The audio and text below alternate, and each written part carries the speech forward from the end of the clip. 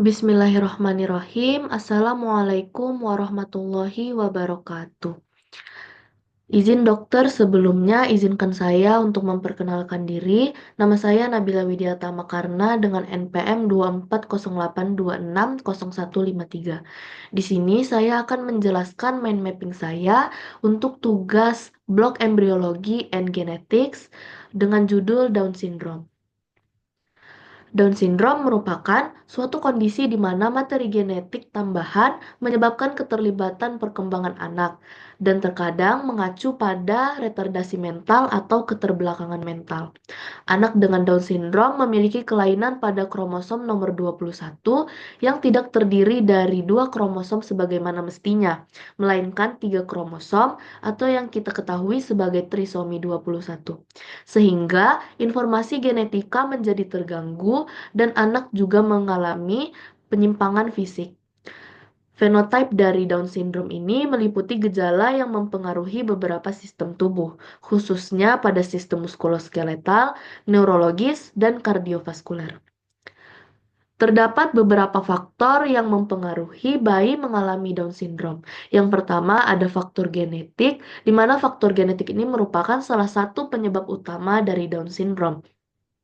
Menurut hasil penelitian, adanya peningkatan resiko berulang apabila dalam keluarga terdapat anak dengan Down syndrome.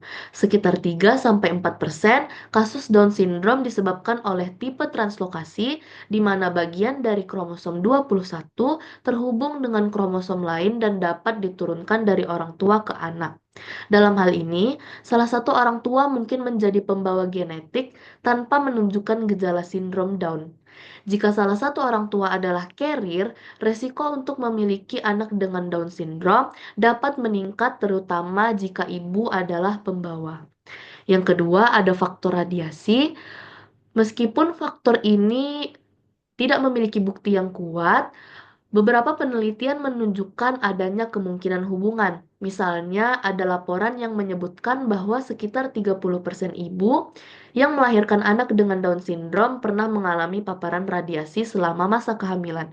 Namun, penelitian ini masih terbatas dan memerlukan lebih banyak bukti untuk mengkonfirmasi hubungan tersebut. Lalu yang ketiga ada faktor usia orang tua. Risiko untuk mendapat bayi dengan Down syndrome didapatkan meningkat dengan bertambahnya usia ibu saat hamil, khususnya bagi wanita yang hamil pada usia di atas 35 tahun. Walau bagaimanapun, wanita yang hamil pada usia muda tidak bebas terhadap risiko mendapat bayi Down syndrome. Usia ayah juga dapat membawa pengaruh pada anak Down syndrome. Orang tua dari anak dengan Down syndrome mendapatkan 20-30% kasus ekstra kromosom 21 yang bersumber dari ayahnya. Tetapi korelasinya tidak setinggi dengan usia ibu. Faktor tersebut mengakibatkan adanya abnormalitas pada kromosom 21 yang terjadi akibat kegagalan sepasang kromosom untuk membelah atau saling memisah diri saat terjadi pembelahan. Selanjutnya ada penyebab eh, kele- adapun penyebab dari kelebihan kromosom ini, yang pertama ada penuaan sel telur wanita atau aging of ova, bahwa ada pengaruh intrinsik maupun ekstrinsik atau pengaruh lingkungan di dalam sel induk yang menyebabkan pembelahan selama fase meiosis menjadi non-disjunction. Sel telur wanita telah dibentuk pada saat masih dalam kandungan yang akan dimatangkan satu persatu setiap bulan saat menstruasi. Pada pada saat wanita menjadi tua, kondisi sel telur tersebut kadang-kadang menjadi kurang baik dan pada waktu dibuahi oleh spermatozoa, sel benih ini mengalami pembelahan yang salah. Lalu yang kedua ada keterlambatan pembuahan atau delayed fertilization. Akibat penurunan frekuensi pada saat bersenggama pada pasangan tua dan mungkin juga pada ibu-ibu yang sangat muda, dapat meningkatkan kejadian keterlambatan pembuahan, di mana saat itu terjadi penuaan ovum pada meiosis 2 setelah ovulasi. Lalu yang ketiga, ada penuaan sel spermatozoa laki-laki atau aging of sperm, di mana pematangan sperma dalam alat reproduksi pria berhubungan dengan Kegiatan bersenggama infrekuen berperan dalam efek ekstra kromosom 21 yang berasal dari ayah. Selanjutnya, Down syndrome terbagi menjadi 3 tipe. Yang pertama ada Down syndrome trisomi 21 klasik, di mana eh, Down syndrome dengan tipe ini merupakan kelainan yang paling sering terjadi pada penderita sindrom Down, di mana terdapat tambahan kromosom pada kromosom 21. Angka kejadian trisomi 21 klasik ini sekitar 94% dari semua penderita Down syndrome.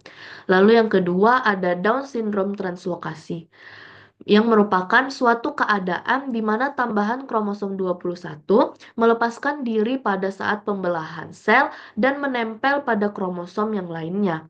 Kromosom 21 ini dapat menempel dengan kromosom 13, 14, 15, dan 22. Ini terjadi sekitar 3-4% dari seluruh penderita Down syndrome. Pada beberapa kasus, translokasi sindrom Down ini dapat diturunkan dari orang tua kepada anaknya. Gejala yang ditimbulkan dari translokasi ini hampir sama dengan gejala yang ditimbulkan oleh trisomi 21. Lalu yang terakhir ada Down syndrome mosaik, yaitu bentuk kelainan yang paling jarang terjadi, di mana hanya ada beberapa sel saja yang memiliki kelebihan kromosom 21. Bayi yang lahir dengan Down syndrome mosaik akan memiliki gambaran klinis dan masalah kesehatan yang lebih ringan dibandingkan bayi yang lahir dengan Down syndrome trisomi 21 klasik dan Down syndrome translokasi. Trisomi 21 mosaik ini hanya mengenai sekitar 2-4% dari penderita Down syndrome.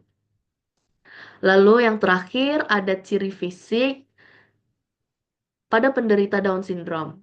Yang pertama ada bentuk wajah yang datar, lalu ada bentuk mata yang ke atas, bentuk kuping abnormal, garis horizontal pada telapak tangan, jari kelingking hanya 1 sendi, jarak berlebih antara jempol kaki dan telunjuk kaki, lidah sedikit lebih besar daripada mulut, bertubuh pendek, pigmentasi kulit dan rambut yang tidak sempurna, dan masih banyak lagi.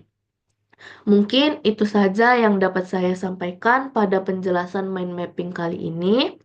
Berikut ini merupakan referensi jurnal yang saya gunakan dalam proses pembuatan mind mapping. Apabila pada penjelasan ini saya memiliki kekurangan yang banyak dan kesalahan, saya minta maaf. Wabillahi taufik wal hidayah. Wassalamualaikum warahmatullahi wabarakatuh.